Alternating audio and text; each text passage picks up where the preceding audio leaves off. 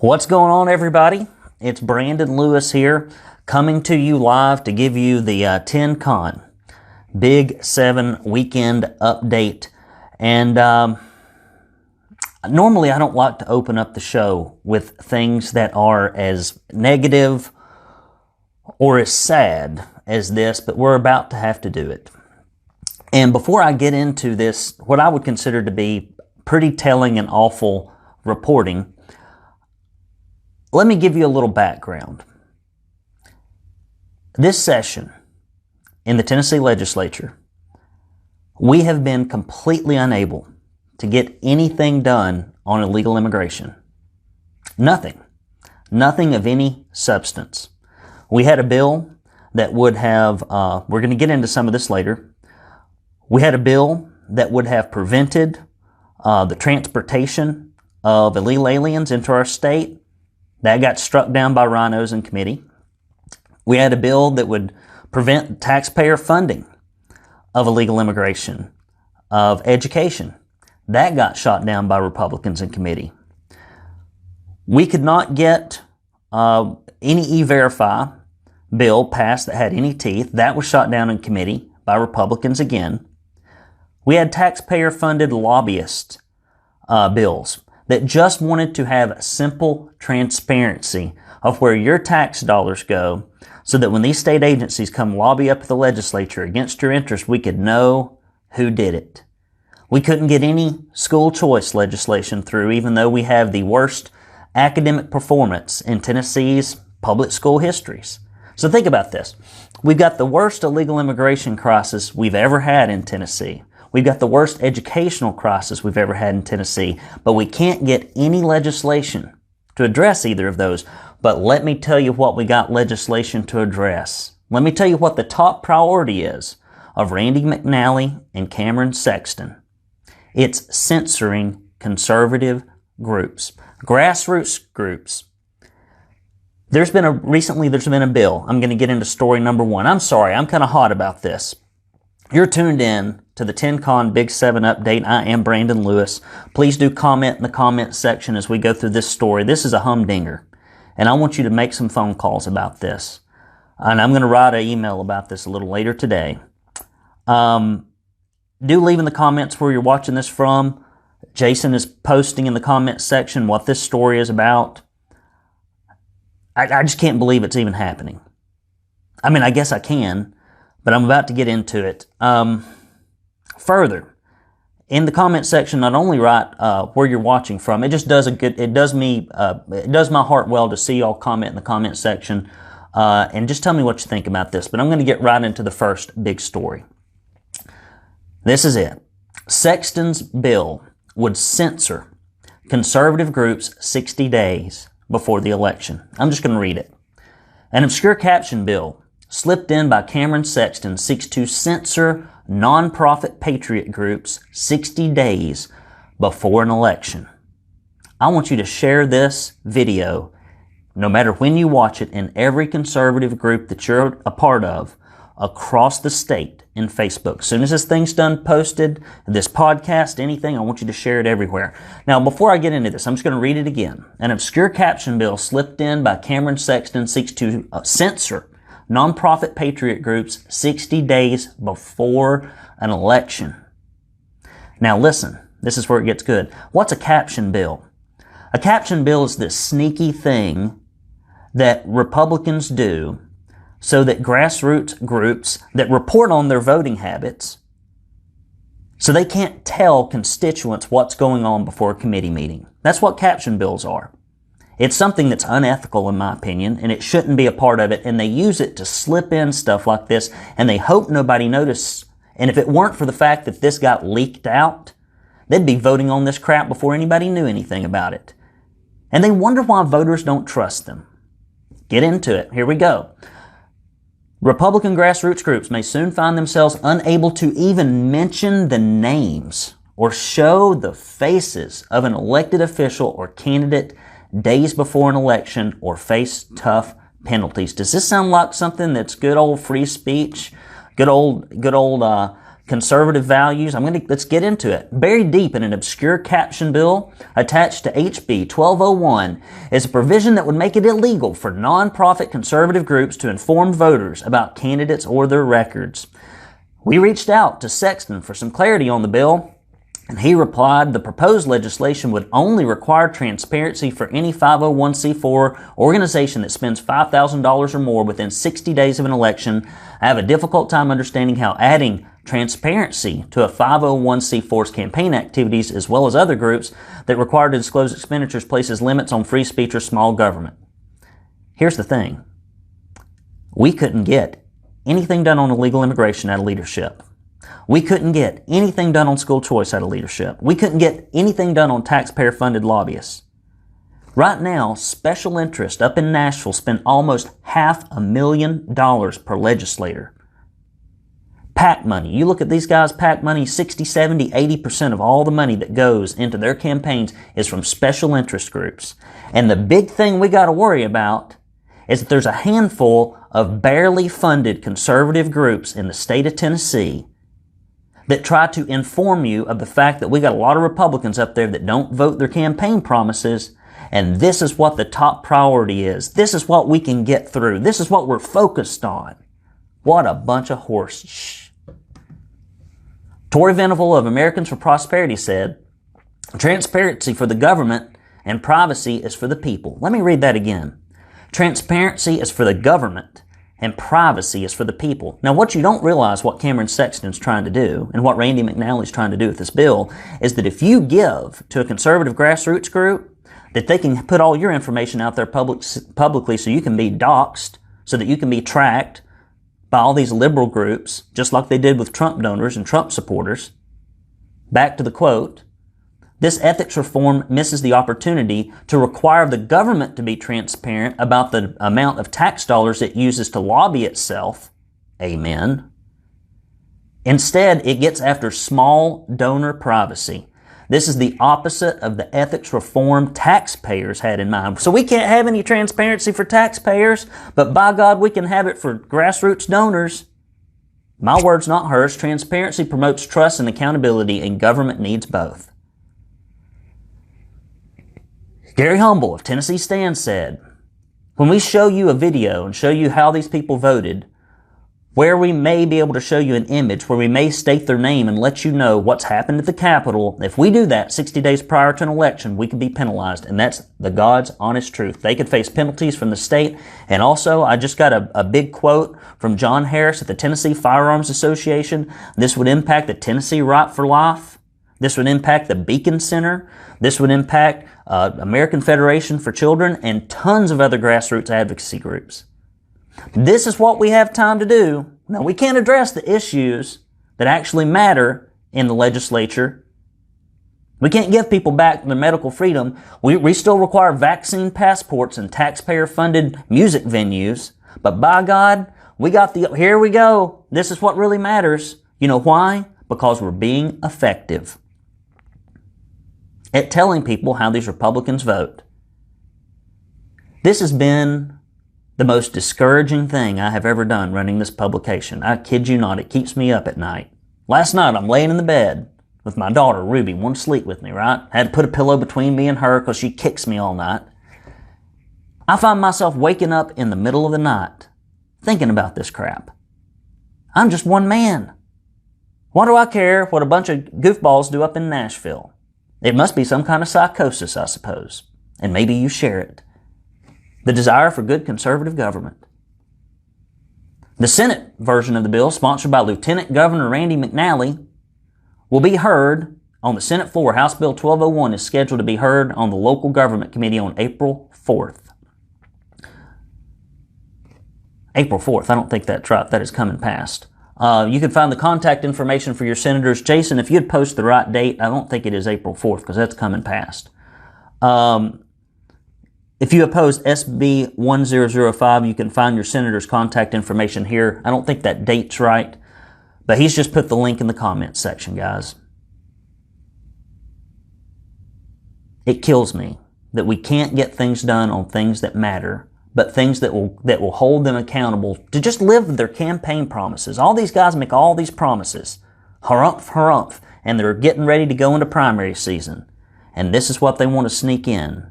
It's April 12th. So we'll correct that on the website. It's April 12th. And I'm going to send an email out on this. You need to click the links that Jason have posted, and hopefully make sure you put this in the podcast when it goes out. This is one of those all hands on deck kind of thing. You need to let these folks know that you don't appreciate having your private information put online so that liberal groups can attack you, all because they don't want anyone to know what their voting record is. Ask them to instead, in this caption bill, to attack taxpayer-funded lobbyists, to ask why when people sit on committees that look over your education, that look over your medical freedom, why they're taking 60, 70, 80% of all their campaign dollars from special interest corporate left-leaning groups, why they're giving away billions of dollars to left-leaning organizations like Ford Motor Company to shove the Green New Deal down Tennesseans' throats, while they want to give half a billion dollars to woke, kneeling NFL teams.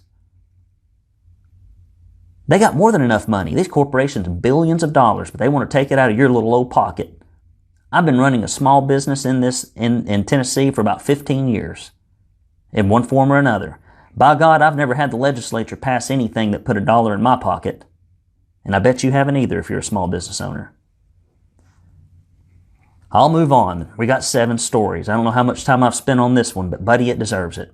Please share this. I don't beg for this very often, but please do share this in all the conservative groups you're in. All over the place. I want people to see this. And you need to reach out to these people that are sponsoring this. You need to call their offices and ask them, what the hell are you doing? Bill to sneak in vaccinations without parental consent taken off notice. Here's some other stellar Republicans. In the last scheduled meeting of the session for the House Health Committee, a caption bill that was snuck in under the radar, caption bills, to push HPV vaccines for minors was taken off notice by the bill sponsor, Representative Bob Ramsey. Let's give these kids vaccinations without parental consent in case one day they have premarital sex. Fantastic. I hope you like that for your kids and grandkids, your little girls. The amended version of House Bill 0946 sought to authorize certain healthcare officers and providers licensed in the state to provide consultation, examination, diagnosis, or treatment to a minor to prevent STDs without the knowledge or consent of the parents of the minors. Senator Janice Bowling, thank God we've got a handful of people up there that are conservative. It's thanks to the people who called in and raised you-know-what about the very idea that the state would even consider another controversial vaccine with children under age and not give parental knowledge or consent. So the people have won, round 1. On that, we're going to make sure up here this never gets to the floor.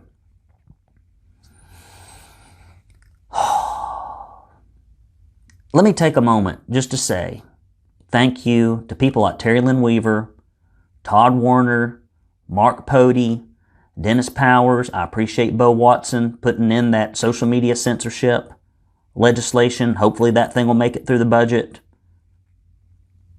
And there's a ton of others that I've interviewed that don't all come to mind. I ought to keep a list here. We've got some good ones up there. I don't mean to always bring you bad news. I really don't. It is not what I like to do. I drag myself to this stupid computer screen to do this. I don't like doing it. It would be my preference not to have to do it, but I have to do it. So here it is. Next story. We got some good ones up there. I don't mean to keep bringing you bad news, but it's like we have to fight every session just to keep our freedoms, and we can't get anything fixed. It's like we spend all our time just keeping them from screwing things up instead of fixing things. And we know what the issues are, but they take so much damn corporate money they can't do what's right by their constituents. I don't think we should hear the word illegal immigration uttered out of anyone's mouth except for the handful of people that I would say are in the Freedom Caucus on the campaign trail. If somebody says illegal immigration, about half of these people, rotten tomatoes should be thrown at them. Legislation authorizing local law enforcement to enforce federal immigration laws fails in the Senate committee. What? Legislation introduced by Representative Dennis Powers that would have given local law enforcement the authority to enforce federal law and arrest anyone. All they wanted to do is arrest somebody transporting, harboring, or facilitating the transport of illegal aliens into Tennessee failed in the Senate Judiciary Committee, and the House version was taken off notice. Elizabeth Stroker from the Tennessee Department of Safety, another taxpayer-funded lobbyist, we can't research that now, spoke against the bill. And when a vote in the Senate Judiciary Committee was taken, Senators Mike Bell, John Stevens, Todd, I love anyone who comes across the border illegally garden hire, voted against the passage of the bill.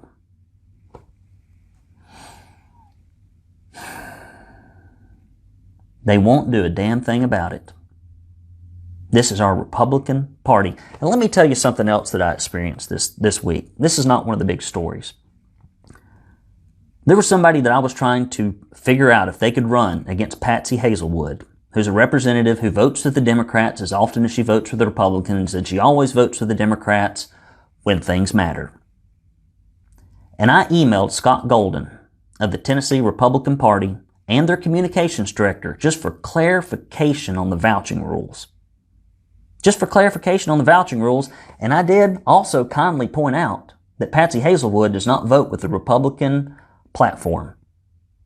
Buddy, there were so many letters that were going to come in against this individual's fitness to run for office because she hadn't voted in 3 of the last 4 Republican primaries. But buddy, you can't get any letters for Todd Gardenhire, who's in my county. You can't get any letters for Patsy Hazelwood because they don't vote with the party platform. Oh no, it's personality over principle. It's power over principle. Constantly. It's disgusting. And I hate having to watch it there. I'll be glad when the session is over just so I don't have to tell you about this. I'm just ready for it to be over. It has been a huge disappointment. And heading into an election, I hope it has some consequences. Next story, legislation limiting divisive teachings in university heads to Governor Lee for signature. I can't believe it. The Tennessee legislature has passed an act that would prevent higher education students and employees from being required to conform to divisive concepts or be graded based upon agreeing with those concepts. The legislation now is headed to Governor Lee's desk to be signed into law. The act states that legislation will immediately take effect upon it being signed into law. You can see these articles down in the comment section. Next story, Tennessee mayors say it's time for tax dollars to stay in their cities. Local Tennessee mayors say it's time for changes to be made to a 20-year-old state tax policy that siphons off sales tax dollars raised in their communities. The state made the policy back in 2002 to offset a budget shortfall, but city leaders think it's time for those rules to be reversed so the local budgets can benefit them $65 million a year that currently goes to the state. Now let me talk about something else here. Governor Lee's budget is like 20-25% bigger than it was last year. We've got inflation through the damned roof. People are struggling. Small businesses are struggling. And instead of trying to give taxpayers back some of their money, all Lee can think of is how to spend more of it and how to give it away to a bunch of woke corporations through corporate damn welfare. I thought, being a conservative, we haven't heard a good budget discussion in this country for 20 years. I don't know if it's been 20 years. A good budget discussion in probably about 15 years. In the presidential races, nobody cares about the budget anymore. We're not hearing any budget discussions about Lee. You know why? Because he's a Republican. Just like we didn't hear anything about him taking away everybody's medical freedoms, civil freedoms, religious freedoms during the pandemic because he's a Republican. Again, power and persons over principle. I'm telling you, it's just what I see. I wish I could see something different. And sometimes I wonder if I have gone nuts. I mean, does it appear to be what I see? Because I look at things and go, okay, so what is this? Is this a spade? If it's a spade, call it a spade. Back to the story. Some lawmakers are concerned that changing the way taxes are allocated could negatively affect the state budget. But according to reports from the State Department of Finance, Tennessee is currently sitting pretty with more than $3 billion in surplus. How about you give some of that damn money back? And how about we don't raise the budget because guess what? Bad times might be coming. Tennessee Municipal League's president and mayor of Franklin, Dr. Ken Moore, says that keeping tax money locally ensures that these governments do not have to consider property tax increases. Mayor Moore said it would mean that $2 billion that we've missed out on getting for the past 20 years would then be returned to cities, and this would help our bottom line and continue for us not to have to increase property taxes and other taxes in the cities and be able to levy across the state. That is a terrible quote. He should have articulated that better. Gallatin Mayor Paige Brown said if the bills passed, her city would get about $700,000 more a year in tax revenue, money that could be used to fund road and public safety projects. We're trying to get the state to return to cities and towns the money that is actually raised in those cities and towns from the sales tax. This would help us out and get ahead a little bit. Now listen, that first story I told you about how they're trying to censor and silence 60 days before the election conservative grassroots organizations. Again, I'm going to ask you to post this video everywhere you can. Now, why is the Tennessee Conservative not a tax-exempt organization? Think, why would I not have set this up as a tax-exempt organization? I'll tell you why, because I've worked in politics a long time. And I know what these people do. And that's why we're not a tax-exempt organization. But I still need your support. If you will go to TennesseeConservativeNews.com before they make it illegal for me to say this, we will send you a proud Tennessee conservative bumper sticker. For any amount that you give, we will send you a Don't California My Tennessee bumper sticker. We will send you this directory of your state and local representatives, your good old Republicans fighting for freedom and financial responsibility against illegal immigration, for medical free. Okay, only about 10% of them, maybe 20, maybe 25, maybe 30. But the rest of them, not so much, mainly for their own self-interest. But we will send you this list of those individuals so that you can call, email them when they try to censor grassroots conservative organizations. If you give $50 or more, we will send you, for now, we're doing these on rotation till we get rid of them, which we've gotten rid of a bunch of them. Don't California My Tennessee conservative Tumblr. And if you put the identities of people that contribute to grassroots organizations in here and you close the top, maybe perhaps the prying eyes of Cameron Sexton and Randy McNally would not put them out there so that they can be doxxed and tracked by the liberals that put them into databases. Maybe if they could be hidden in here by the power of conservatism, which I'm beginning to wonder how much it really has in our state. Go give a donation. If you've given before, give again. If you have given, I appreciate it. We're getting closer to break even all the time. But, I looked at the account balance yesterday. I'm going to have to put money into this thing again. And, I just wanted to break even. So I make plenty of money in my other business, but I'm just tired of money coming from that business into this one. So if you can help me out, I'd appreciate it. Next story. Waverly, Tennessee flood survivors sue CSX Rail Company for man-made tidal wave. Following the unprecedented flooding that killed 22 people in Waverly late August of last year, 10 families announced a class action lawsuit yesterday against the local rail company they believe is partly responsible. The group says CSX Transportation knew about infrastructure problems with a levee that broke and caused a 7-foot tidal wave, but chose not to fix it before the flood. The official complaint plaintiffs filed says the tidal wave was man-made, formed by millions of gallons of water backed up behind the bridge over Trace Creek. The complaint alleges that CSX knew debris had piled up under the ground around the culvert, blocking the creek's flow. The complaint also alleges that CSX was threatened with similar litigation in New York State in 2019 because of a similar issue with the culvert becoming blocked and acting as a dam that put residents downstream in danger. One of the plaintiffs, who lost her 7-year-old daughter, bless her heart, that is tragic, said that she doesn't care about the money as long as CSX is held accountable. She says that if they continue to ignore the problem, more people are going to die, more people are going to lose their loved ones. I could not imagine. Could not imagine having your kid taken like that. I just, So I hope she finds some solace.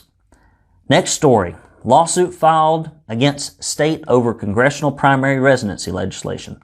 Shortly after, the Tennessee legislators passed a bill that would enact new residency requirements for candidates of the congressional primary. of a federal lawsuit challenging the constitutionality of the legislation was filed by 3 Tennessee residents. The plaintiffs allege that the bill would blatantly violate the Constitution. If the new legislation is signed into law, Morgan Ortagus, the preferred candidate of those individuals, will most likely be disqualified from running in the Republican primary, as it requires that candidates be resident of the state for 3 years to qualify to run in a congressional primary.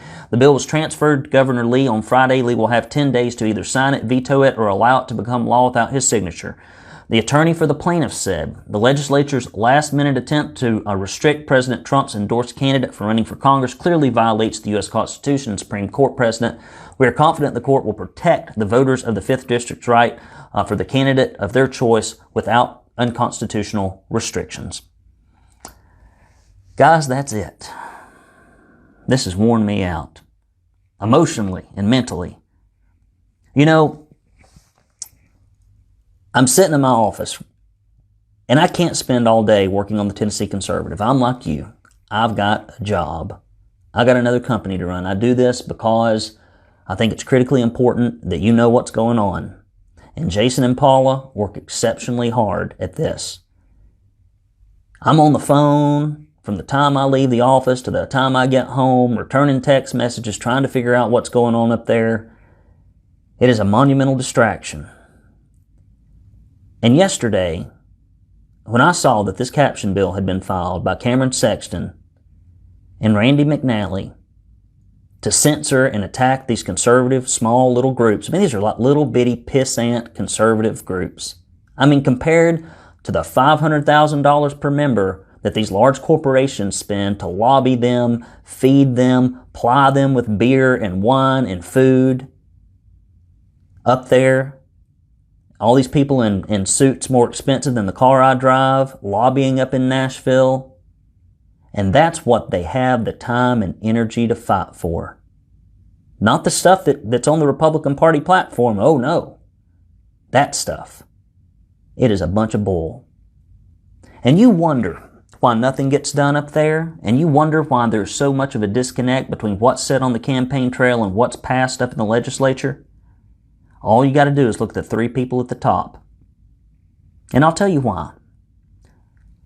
When you go to a business, and I coach hundreds and hundreds of businesses, when you go to a business and you get poor service, and people have a bad attitude, and when people are angry and surly, and nothing seems to get done, and what you are promised will happen doesn't happen, you can talk to the manager.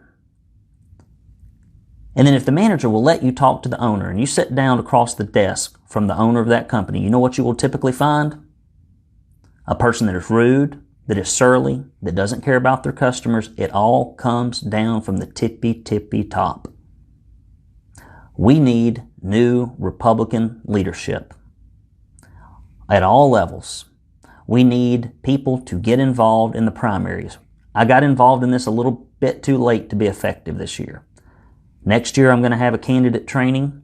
I can at least teach the fundraising aspects. I'm going to drag in some other people. And we got to get started on this. I think 2022, we got to fight what we can fight, and we've got some candidates that we can get behind. Because bench warmers aren't going to do it anymore. They're just not going to do it anymore. Not with this type of leadership. It's not going to happen. Not going to happen. We got to get people in there that will actually fight. And we're going to have to start 2 years in advance. Guys, click that link. It's the very top of the comments section.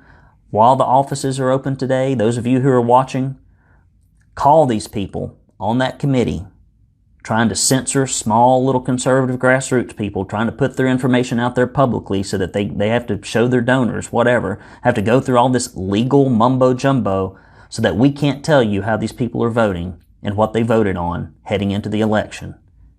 I don't think they understand how bad this looks. And maybe I've got it all wrong. Maybe I've got it all wrong. Maybe I'm looking at this and it's just not as bad as I think it is. But my gut says this is evil. My gut says this is wrong. My gut says they've got something to hide. My gut says this is power trying to crush the powerless. That's what my gut says. Maybe you agree, maybe you disagree. Brandon Lewis here with the Tennessee Conservative News, fighting for freedom, Go to TennesseeConservativeNews.com, hit that support button, help me out. I'll be sending out an email for those of you who do not watch these things and listen, recapping this stuff. I got to get back to work. I got to make some money. So I'm going to hop off here. Guys, I hope you'll have a fantastic weekend. Enjoy the time with your family, with your friends.